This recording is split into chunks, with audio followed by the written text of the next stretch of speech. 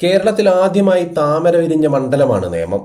അതുകൊണ്ട് തന്നെ കേരള രാഷ്ട്രീയത്തിലെ ഏറ്റവും പ്രധാനപ്പെട്ട നിയമസഭാ മണ്ഡലങ്ങളിൽ ഒന്ന് തന്നെയാണ് നേമം.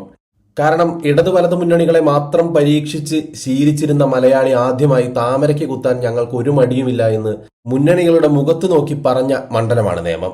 അതുകൊണ്ട് തന്നെ നേമം എന്ന് പറഞ്ഞിട്ടുണ്ടെങ്കിൽ ഇടതു വലതു മുന്നണികൾക്കൊരു ചങ്കിടിപ്പാണ്. ഇത്തവണയും ആ ചങ്കിടിപ്പിന് മാറ്റമൊന്നും ഉണ്ടാവില്ല എന്ന് ഏകദേശം ബോധ്യമായിട്ടുണ്ട്. കാരണം നേമമണ്ഡലത്തിൽ ഇത്തവണ മിക്കവാറും സ്ഥാനാർത്ഥി BJPയുടെ സംസ്ഥാന അധ്യക്ഷൻ തന്നെയായിരിക്കും.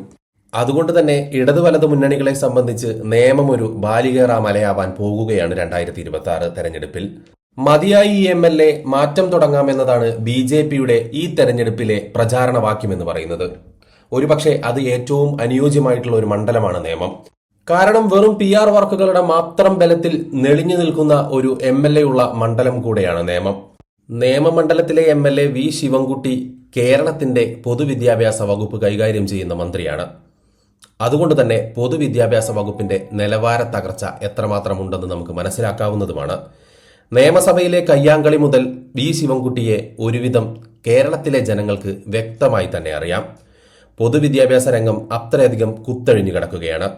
പൊതുവിദ്യാഭ്യാസ രംഗം നിലവിൽ കടന്നുപോയിക്കൊണ്ടിരിക്കുന്നത് ഏറ്റവും മോശപ്പെട്ട മൂല്യച്യുതിയിലൂടെയാണ്. 10ാം തരത്തിലും 12ാം തരത്തിലും 100% വിജയം വെട്ടിപ്പിടിക്കാൻ വേണ്ടി ശ്രമിക്കുന്ന സമയത്ത് കേരളത്തിന് നഷ്ടപ്പെട്ടത് കേരളത്തിന്റെ ഉന്നത വിദ്യാഭ്യാസ മൂല്യങ്ങളാണ്. കഷ്ടപ്പെട്ട് പഠിക്കുന്ന വിദ്യാർത്ഥികളുടെ നിലവാരമാണ്, അഭിമാനമാണ്. ഇത്തരമൊരവസ്ഥയിലേക്ക് കേരളത്തെ കൊണ്ടെത്തിച്ചതിന്റെ പൂർണ്ണ ഉത്തരവാദിത്വം V ശിവൻകുട്ടിക്ക് ഉണ്ട് എന്ന് തന്നെ പറയേണ്ടിയിരിക്കുന്നു. തള്ളാൻ PR-കൾ ഉണ്ടെന്നുള്ള ബലത്തിൽ V ശിവൻകുട്ടി നടപ്പാക്കിയ ഉട്ടോപ്യൻ നയങ്ങൾ വിദ്യാർത്ഥികളുടെ നട്ടെല്ലൊടിച്ചു എന്ന് തന്നെ പറയേണ്ടിയിരിക്കുന്നു. അതിനാണ് ഒരു മാറ്റം വരേണ്ടത്. ആ മാറ്റം തുടങ്ങേണ്ടത്, ആ MLA മാറേണ്ടത് നേമത്തു നിന്ന് തന്നെയാണ്. അതിനു വേണ്ടിയിട്ടാണ് BJP ശ്രമിച്ചുകൊണ്ടിരിക്കുന്നത്.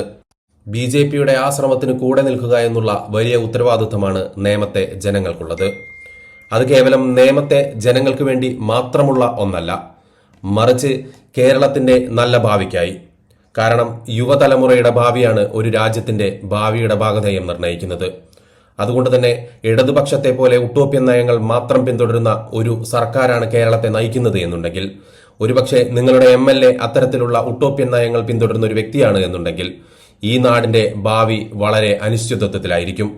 അതുകൊണ്ട് തന്നെ നേമത്തെ ജനങ്ങൾ മാത്രമല്ല, കേരളത്തിലെ 140 മണ്ഡലങ്ങളിലെ ജനങ്ങളും ഇതുപോലെ തന്നെ ചിന്തിക്കേണ്ടതുണ്ട്. മാറാത്തത് മാറേണ്ടതുണ്ട്. നിലവിലെ നിങ്ങളുടെ MLA കൊണ്ട് മതിയായി എന്ന് പറയേണ്ടതുണ്ട്.